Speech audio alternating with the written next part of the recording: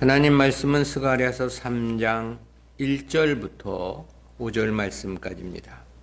제가 봉독합니다.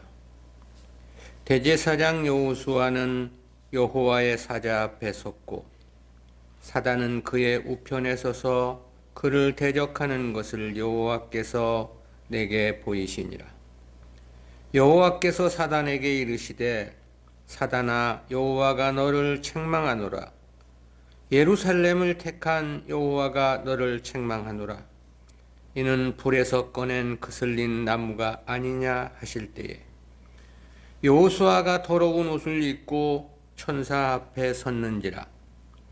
여호와께서 자기 앞에 선 자들에게 명하사 그 더러운 옷을 벗기라 하시고 또 여호수아에게 이르시되 내가 내 죄과를 제하여 버렸으니 내게 아름다운 옷을 입히리라 하시고로 내가 말하되 정한관을 그 머리에 씌우소서 하매 그 정한관을 그 머리에 씌우며 옷을 입히고 여호와의 사자는 곁에 섰더라. 아멘. 스가랴서 제9강 오늘은 죄인 여호수아의 정결이라는 제목으로 말씀 듣습니다. 본장은 스가랴 선지자가 본 8가지 환상을 기록한 1장부터 8장까지의 1년 기사로서 4번째 환상에 대한 내용입니다. 앞선 3가지 환상은 당시 귀환민들의 성전 재건과 함께 그 이후 전개될 영광스러운 미래에 대한 예언이었습니다. 그에 이어진 본장은 좁게는 구약 이스라엘 공동체, 넓게는 신약 성도들의 영적 정결함에 대한 메시지입니다. 즉 택한 백성들이 구원에 이룰 수밖에 없는 원리를 당시 대제사장이었던 여호수아를 통해서 밝혀준 환상입니다. 이와 같은 본장 내용은 크게 2단락으로 구분이 되는데요. 먼저 전반부 1절부터 5절은 당시 귀환민들의 대표였던 여호수아가 정결케 되는 과정을 보도한 부분이고요. 그리고 후반부 6절부터 10절은 진정한 대제사장이 되시는 그리스도의 사역과 그로 인하여 성도들에게 주어질 축복과 관련한 예언입니다. 따라서 이처럼 본장은 그 내용이 둘로 구분이 되는데요. 그 가운데 전반부인 본단락은 하나님의 택한 백성들이 어떻게 의롭게 되고 구원에 이르게 되는가를 보여주는 구원의 핵심적 요소를 밝혀준 부분입니다. 이를 위해 하나님은 당시 귀환민의 대표였던 대제사장 여호수아를 모형으로 그가 정결케 되는 과정을 환상을 통해 보여주신 내용이죠. 이에 대한 1절부터 5절까지는 구속사적 교훈까지 셋으로 구분해서 살펴보겠습니다. 첫 번째는 환상의 서론입니다. 네 번째 환상의 서론에 해당하는 1절과 2절은 내용이 둘로 구분이 됩니다. 첫 번째는 여호와의 사자 앞에 선 여호수아와 사탄입니다. 먼저 1절은 여호수아가 여호와의 사자 앞에 섰고 그 우편에서 사탄이 대적하는 광경입니다. 이에 대해 1절 상반절에서 대제사장 여호수아는 여호와의 사자 앞에 섰고 그랬습니다. 여기서 대제사장 여호수아는 BC 605년 느부갓네살 왕의 제1차 침공 때 바벨론으로 끌려갔던 대제사장 여호사닥의 아들입니다. 저는 BC 537년 수룹바벨과 함께 귀환하였던 인물로서 에스라서에서는 예수아란 이름으로 소개되고 있습니다. 저는 당시 정치 지도자였던 수룹바벨과 함께 예루살렘 성전을 재건하는 데 큰 역할을 한 종교 지도자였습니다. 그가 본문에서 죄로 오염된 하나님 백성들의 대표로 제시된 겁니다. 근데 저가 여호와의 사자 앞에 섰고 그랬죠.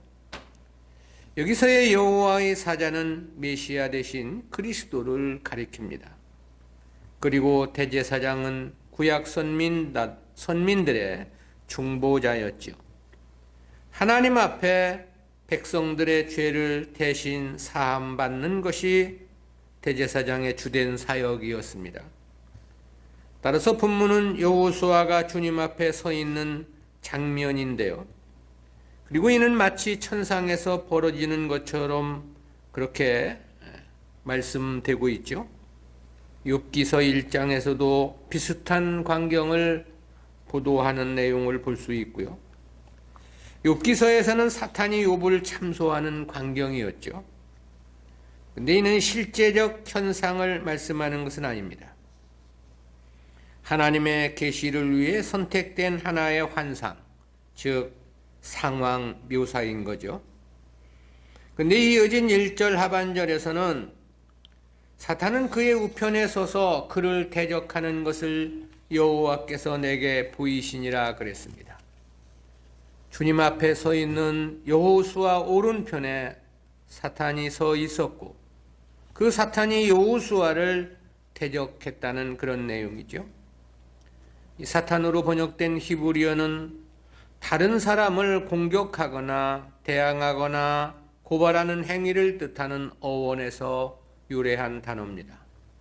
기본적으로는 반대자 또는 적대자라는 뜻입니다. 본문에서는 정관사와 함께 사용되어서 그가 곧 타락한 천사이며 악의 뿌리임을 분명히 한 것입니다. 때문에 저는 선민의 대표인 여호수아를 대적하며 고소하는 자로 묘사된 것입니다. 천상에서 하나님과 비기려다 이 세상으로 쫓겨난 사단은 에덴 동산에서부터 성도들을 하나님과의 관계에서 끊어놓으려 안간힘을 다했습니다. 때문에 본문에서도 어떻게든 여호수아를 정죄하기 위해 참소하며 고소하는 자로서의 역할로 소개되고 있는 거죠. 물론 사단이 어떤 내용으로 여호수아를 참소하고 대적했는지에 대해서는 구체적 언급이 없습니다. 그러나 사탄이 제시할 참소의 조건들은 부지기수로 많았을 것이라는 생각을 갖습니다. 왜냐하면 아담의 범죄로 타락한 성도들의 모든 삶은 너나 할 것 없이 모두가 죄로 점철된 삶일 수밖에 없기 때문입니다. 두 번째는 사단에 대한 하나님의 책망입니다. 앞선 1절은 주님 앞에서 사탄이 여호수아를 참소한 내용이었죠. 이어진 본절은 하나님께서 여호수아에 대한 사탄의 고소를 기각하시고 사탄을 엄중하게 책망하신 내용입니다. 이에 대한 2절은 셋으로 구분해서 살펴봅니다. 첫 번째는 2절 상반절에서 여호와께서 사단에게 이르시되 사단아 여호와가 너를 책망하노라 그랬습니다.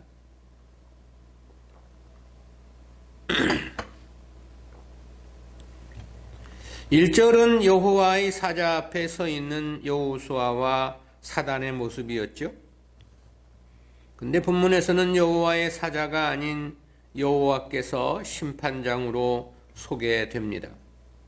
그리고 이러한 말씀에서 보면 여호와의 사자이신 주님과 하나님은 한 분 하나님이라는 사실을 알 수 있습니다. 주님께서도 요한복음 10장 30절에서 나와 아버지는 하나이니라 라고 말씀하신 바 있었습니다. 이사야 선지자도 이사야서 9장 6절에서 주님에 대해서 전능하신 하나님, 영존하시는 아버지라고 증언한 바 있죠. 즉 주님과 하나님은 실체가 하나이시며 일체이신 하나님이시다라는 것이죠. 근데 하나님은 본문에서 여호수아를 참소하는 사단을 책망하신 겁니다. 여기서 책망하노라로 번역된 히브리어 이그아르는 잘못된 행위를 엄준하게 꾸짖거나 책망하는 행위를 의미합니다.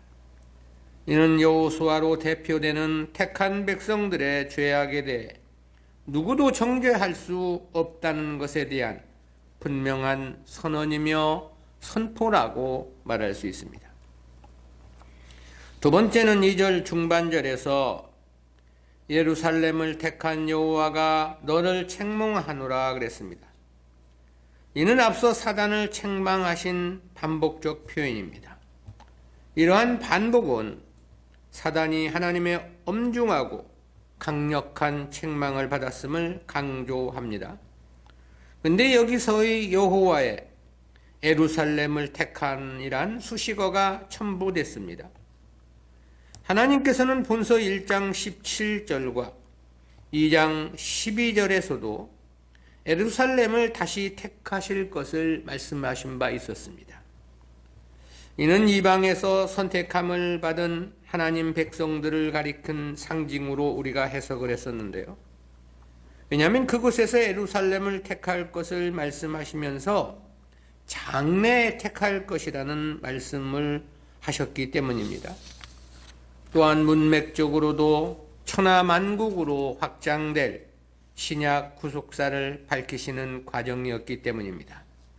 따라서 본문은 바로 거기에 근거를 두신 말씀이라고 할 수 있습니다. 실제 신약의 성도들은 그 누구도 송사할 수 없는 것입니다. 그럴 수밖에 없는 것은 신약의 성도들은 그리스도의 대속 이후를 살아가는 사람들이기 때문에 그런 것이죠. 세 번째는 2절 하반절에서 이는 불에서 꺼낸 그슬린 나무가 아니냐 그랬습니다. 여기서 이는으로 번역된 지시사 제라는 단어는 대제사장 여호수아를 지칭한 표현이죠. 포괄적으로는 택한 백성들 전체를 염두에 둔 표현입니다. 근데 하나님은 저들을 향해 불에서 꺼낸 그슬린 나무라고 비유하신 겁니다. 이에 해당하는 히브리어 우두 모찰에서 우두는 이사야 7장 4절에서는 연기나는 부직갱이로 번역이 됐습니다. 또 아모스서 4장 11절에서는 불 붙는 가운데서 빼낸 나무 조각이라고 번역을 했고요. 이는 이미 하나님께서 여호수아로 대표되는 선민의 죄에 대한 책임을 물으셨다는 의미의 표현입니다. 그 책임에 대해서 대부분의 주석가들은 이스라엘의 바벨론 포로를 이야기합니다. 물론 전혀 의미 없는 해석은 아닙니다. 그러나 그렇다 해서 바벨론 포로란 징계를 통해 온전히 죄가 씻어지고 의로운 자가 되는 것은 절대 아니죠. 그리고 이것이 신약의 성도들을 향한 함축적인 표현이란 측면에서 보면 이는 주님의 대속을 가리킨 비유적 표현으로 이해함이 합당합니다. 실제 성도들의 죄의 용서는 주님의 대속만이 가능하기 때문입니다. 그런 측면에서 보면 바벨론 포로 70년은 그리스도의 대속을 상징하는 영적인 의미가 있다. 그렇게 말할 수 있겠습니다. 두 번째는 정결함을 받은 여호수아입니다. 앞선 1절, 2절은 여호와의 사자 앞에 선 여호수아와 그를 참소하는 사탄, 그리고 사탄을 책망하신 내용이었죠. 이어진 본문 3절부터 5절까지는 여호수아가 의롭게 되고 정결케 된 사실을 보여준 환상입니다. 이에 대한 내용은 셋으로 구분이 되는데요. 첫 번째는 불의한 여호수아입니다. 이에 대해 3절에서 그렇게 말씀했습니다. 여호수아가 더러운 옷을 입고 천사 앞에 섰는지라. 본래 대제사장은 성결을 뜻하는 세마포 옷을 입어야만 했죠. 그러나 여호수아는 더러운 옷을 입고 있었다고 말씀합니다. 본절에서 더러운 옷으로 번역된 히브리어 초임의 원형 초라는 단어는 배설물을 연상케 하는 의미의 어원에서 유래한 단어입니다.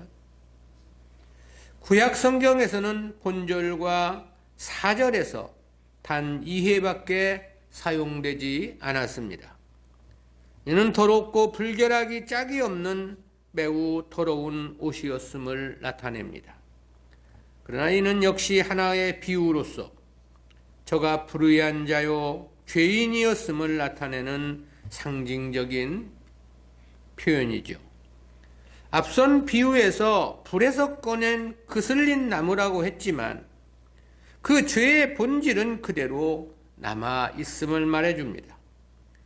바벨론 포로 같은 하나님의 징계나 인간의 어떠한 행위로는 결코 씻겨질 수 없는 죄란 뜻이 함축되어 있습니다. 따라서 인간의 행위로 구원을 받겠다고 하는 행위 구원론은 어불성설인 거죠.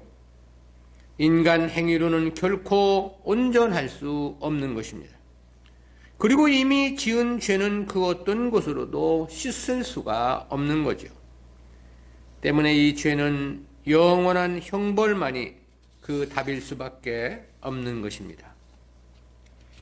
두 번째는 하나님의 주권에 의한 여호수아의 사죄입니다. 앞선 3절은 더러운 옷을 입고 천사들 앞에 선 여호수아의 모습이었습니다. 이어진 4절은 더러운 여호수아를 정결케 하신 메시아의 사역을 밝혀주신 내용입니다. 이에 대한 4절은 내용을 셋으로 구분해서 살펴보겠는데요. 첫째는 4절 상반절에서 여호와께서 자기 앞에 선 자들에게 명하사 그 더러운 옷을 벗기라 하시고 그랬습니다. 여호수아를 참소하던 사단을 책망하신 하나님께서 여호수아가 입고 있는 더러운 옷을 벗길 것을 명하신 것입니다. 본문의 히브리 원문에는 여호와라는 단어는 없습니다.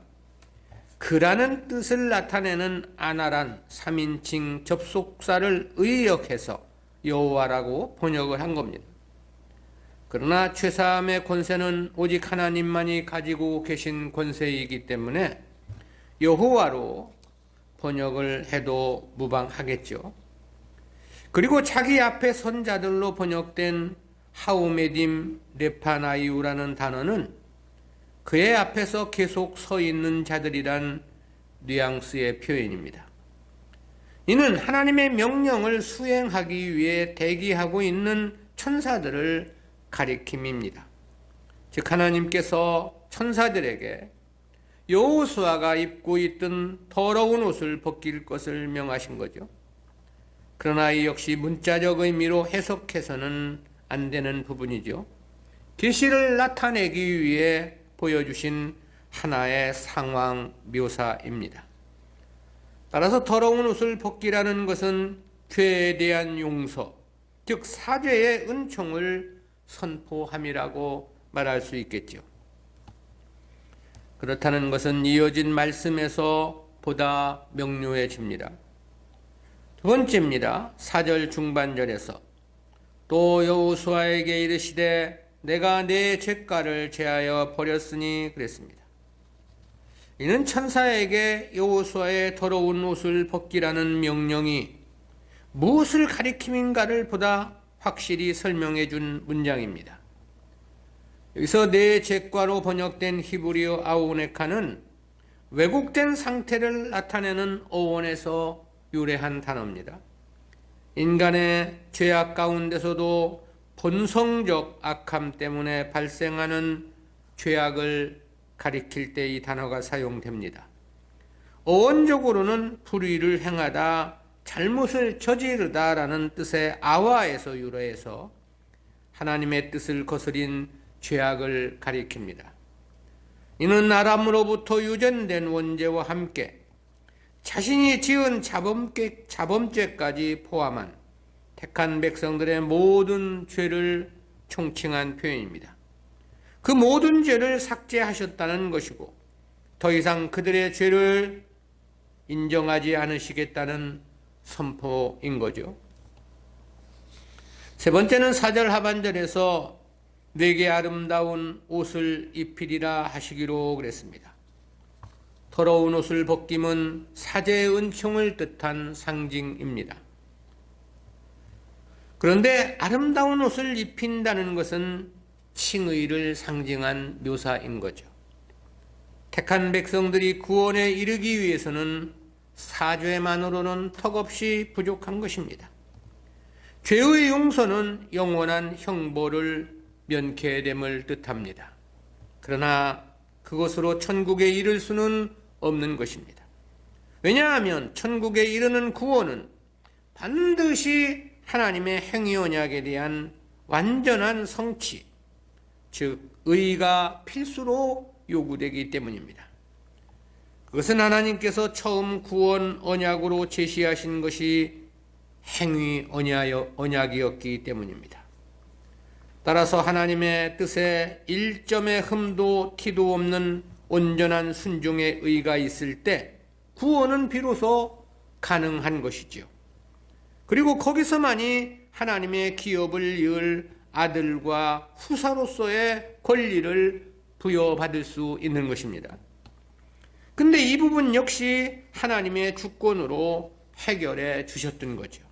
그것이 바로 그리스도를 통해서 이루어 주신 대속의 은혜입니다.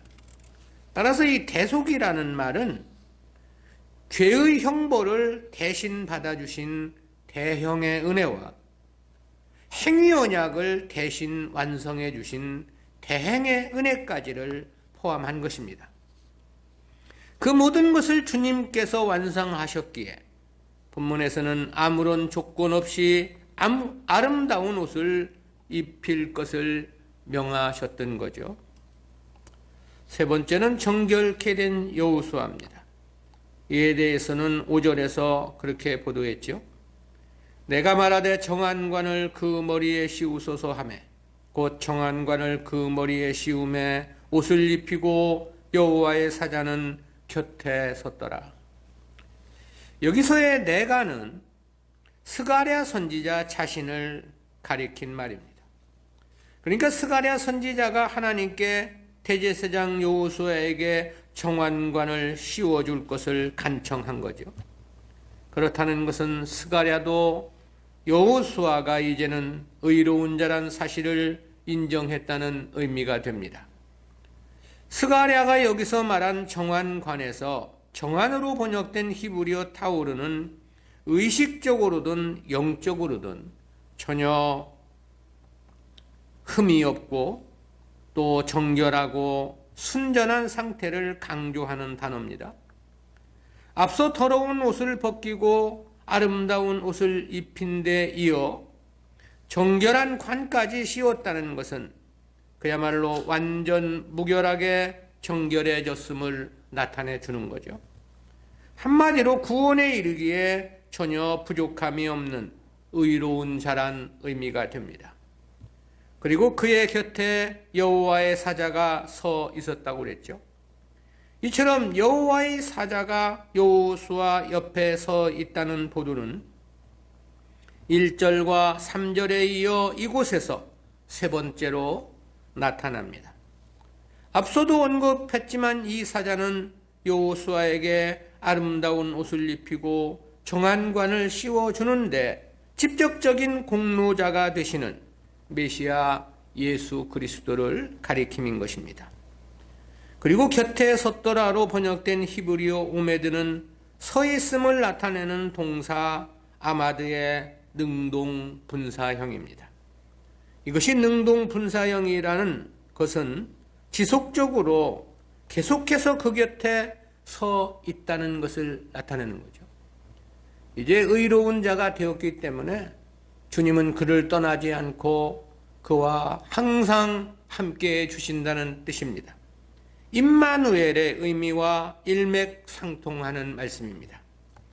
즉 택한 백성들과는 이제 세상 끝날까지 함께 주실 것이라는 주님의 견인의 역사를 나타낸 표현이기도 합니다. 우리는 이와 같은 말씀을 통해서 두 가지 구속사적인 교훈을 생각해 봅니다. 첫 번째는 성도들의 완전한 구원이죠. 그것은 여호수아를 참소한 사단을 책망하신 하나님의 말씀 속에 함유되어 있는 진리입니다. 1절 상반절에서는 대제사장 여호수아는 여호와의 사자 앞에 섰고 그랬습니다. 그리고 이어진 1절 하반절에서는 사단은 그의 우편에 서서 그를 대적하는 것을 여호와께서 내게 보이시니라 그랬습니다. 근데 2절 상반절에서는 사단에게 이르시되 사단아 여호와가 너를 책망하노라 그랬죠. 또 2절 중반절에서도 예루살렘을 택한 여호와가 너를 책망하노라 그랬습니다. 왜 하나님은 죄로 얼룩진 여호수아는 책망하지 않으시고 도리어 여호수아를 고소하는 사탄을 책망하신 것일까? 여기에는 중요한 하나님의 구원 원리가 함유되어 있죠. 그것이 바로 택한 백성들에게 대한 불가항력적 구원 원리입니다. 이어지는 말씀에서도 보면 여호수아는 불에서 꺼낸 그슬린 나무로 비유했습니다. 이는 성도들의 죄에 대한 하나님의 징계를 상징함이기도 합니다. 여호수아의 관점에서 보면 바벨론 포로 70년을 가리킨 표현으로 이해할 수도 있겠습니다. 그러나 그런데도 불구하고 여전히 저는 더러운 옷을 입고 있었던 것입니다. 징계를 받았다 해서 죄가 사라지고 정결케 된 것이 아니었다는 것이죠. 그러기에 사탄이 여호수아를 참소하고 있는 거고요. 그러나 하나님은 여호수아 편에 서 계시며 그를 변호하시며 오히려 사탄을 책망하신 것이죠. 무엇을 의미하는가? 하나님의 택한 백성에 대해서는 절대 그 누구도 정죄할 수 없다는 분명한 하나님의 의지 표명이신 거죠. 죄가 없는 여호수아를 참소했기에 사단을 책망하신 것은 아니었습니다. 죄가 있음에도 불구하고 사단을 책망하셨음이 그것을 말해줍니다. 그것이 바로 그리스도의 대속의 은혜로 말미암은 값없이 베풀어지는 구원의 은총인 거죠. 때문에 바울은 로마서 8장 1절 2절에서 그렇게 말씀했습니다. 그러므로 이제 그리스도 예수 안에 있는 자에게는 결코 정죄함이 없나니 이는 그리스도 예수 안에 있는 생명의 성령의 법이 죄와 사망의 법에서 너를 해방하였습니다.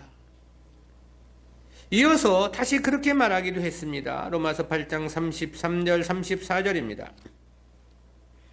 누가 능히 하나님의 택하신 자들을 송사하리요? 의롭다 하신 이는 하나님이시니 누가 정죄하리요? 죽으실 뿐 아니라 다시 살아나신 이는 그리스도 예수시니 그는 하나님 우편에 계신 자요 우리를 위하여 간구하시는 자시니라.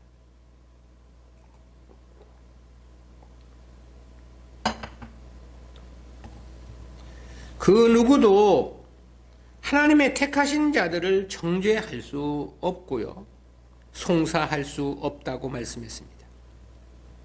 때문에 바울은 그렇게 논증을 이어갔습니다. 로마서 8장 35절입니다. 누가 우리를 그리스도의 사랑에서 끊으리요? 환난이나 곤고나 핍박이나 기근이나 적신이나 위험이나 칼이랴. 또 그렇게 말했죠. 38절 39절입니다. 내가 확신하노니 사망이나 생명이나 천사들이나 권세자들이나 현재일이나 장래일이나 능력이나 높음이나 기쁨이나 다른 아무 피조물이라도 우리를 우리 주 그리스도 예수 안에 있는 하나님의 사랑에서 끊을 수 없으리라. 하나님의 택한 백성들의 구원은 불가항적인 것이다 라는 것. 택한 백성들에게 이는 거부할 수 없는 하나님의 은혜라는 것입니다.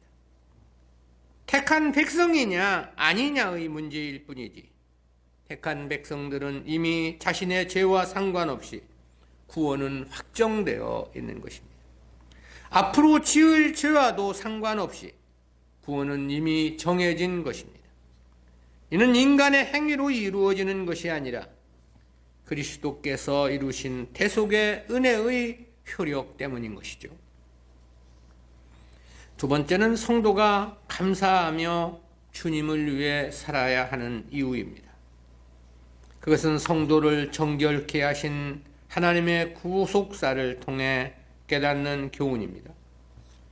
사탄은 여호수아를 참소했고 하나님은 도리어 사탄을 책망하셨습니다. 그리고 4절 상반절에서 여호와께서 자기 앞에 선 자들에게 명하사 그 더러운 옷을 벗기라고 하셨죠.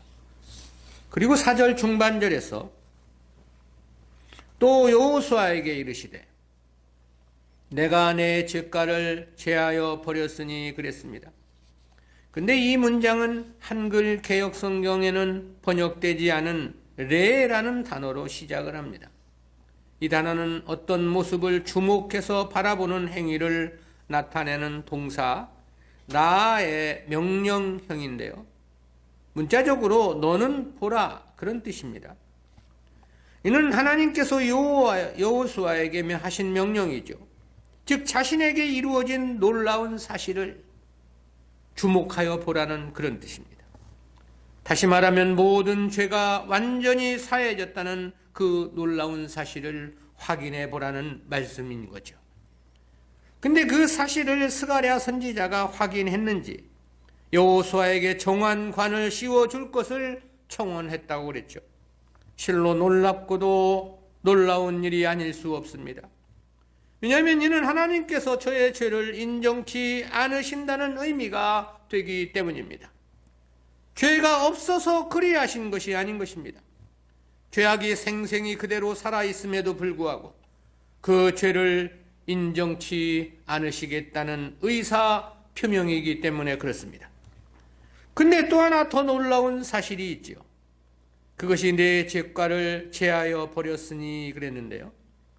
여기서 이 제하여 버렸으니에 해당하는 원어적 개념이 매우 놀랐습니다. 이에 해당하는 히브리어 원형 아바르는 어원상 어떤 지역에서 다른 지역으로 건너가는 행위를 가리키는 단어인데요. 본문에서는 사용 능동형 완료 시제로 사용됐습니다. 이는 하나님께서 자신의 주권적 의지로 여호수아의 죄악을 멀리 옮기셨음을 강조합니다. 이 죄악을 멀리 옮기셨다는 것은 법정적 측면에서 그에 대해 무죄를 선고하여 그를 의롭게 여기셨다는 뜻이 됩니다. 근데 특히 이 단어가 1인칭 단수형으로 사용되었음에 주목할 필요가 있습니다. 그렇다는 것은 여호수아의 죄악을 제거하는 일이 오직 여호와 하나님의 주권적 사역이며 단독적 역사라는 사실을 분명히 하는 까닭이죠. 여호수아의 행위와 상관없이 하나님 홀로 여호수아의 죄악을 제거해 주셨다는 그런 뜻입니다. 그것이 바로 우리를 창세전에 그리스도 안에서 선택하시고 그리스도를 통해서 대속해 주신 은혜의 효력인 거죠.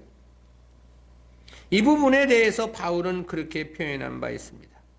로마서 5장 7절 8절입니다. 의인을 위하여 죽는 자가 쉽지 않고 선인을 위하여 용감히 죽는 자가 혹 있거니와 우리가 아직 죄인 되었을 때에 그리스도께서 우리를 위하여 죽으심으로 하나님께서 우리에게 대한 자기의 사랑을 확증하셨느니라. 때문에 앞에서 구원은 불가항적이라고 말씀을 했던 거고 택한 백성들에게 이는 거부할 수 없는 하나님의 은혜가 되는 것입니다.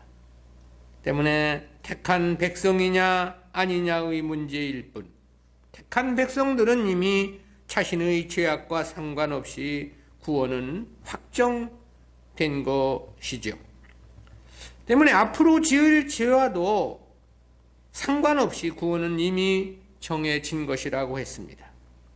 택한 백성이라면 하나님을 감사하며 살아야 하는 이유인 거죠. 택한 백성이 맞다면 오직 주님을 위해 살아야만 하는 이유가 여기에 있습니다. 택한 백성들에게 입혀주신 하나님의 은혜가 너무너무 크기 때문에 그런 거죠. 내게 있는 모든 것을 다 드려도 갚을 수 없는 너무 큰 은혜이기 때문에 그렇습니다. 일생의 수고로도 다 갚을 수 없는 은혜이기 때문에 그렇습니다. 목숨을 드린다 하더라도 다 갚을 수 없는 은혜인 것입니다. 10번, 100번을 다시 태어나 은혜를 갚기 위해 주님을 위해 산다 하더라도 다 갚을 수 없는 너무너무 큰 은혜인 까닭이죠. 그래서 바울은 그렇게 고백하지 않았습니까? 로마서 14장 8절입니다. 우리가 살아도 주를 위하여 살고 죽어도 주를 위하여 죽나니 그러므로 사나 죽으나 우리가 주의 것이로라. 때문에 바울은 또 그런 고백을 하기도 했습니다. 골로새서 1장 24절입니다. 내가 이제 너희를 위하여 받는 괴로움을 기뻐하고 그리스도의 남은 고난을 그의 몸된 교회를 위하여 내 육체에 채우노라. 우리 역시 바울과 동일한 은혜를 입은 자들인 것만은 틀림없겠죠. 그렇다면 우리가 어떤 마음, 어떤 자세로 살아가야 할 것인지 우리가 마음에 확정할 것이 분명 있는 거죠. 기도합니다. 사랑의 하나님 은혜 감사합니다. 실로 말로 다 할 수 없는 너무너무 큰 은혜를 입은 저희들, 정말 온 마음과 뜻을 다해 주님을 위해 살아간다 하더라도 다 갚을 수 없는 너무 큰 은혜를 입은 저희들임에도 불구하고 우리의 마음은 늘 나에게만 집중되어 있고 나만을 위한 삶을 살아가고 있는 것은 아닌지, 주여 저희들에게 은혜 위에 은혜를 더하여 주시사 그 받은 바 은혜 감사하여 실로 주님을 위한 삶으로 주님께 영광 돌리는 우리 모두가 되어질 수 있도록 은혜와 은총을 더하여 주옵소서. 감사드리옵고 예수님의 이름으로 기도드리옵나이다. 아멘.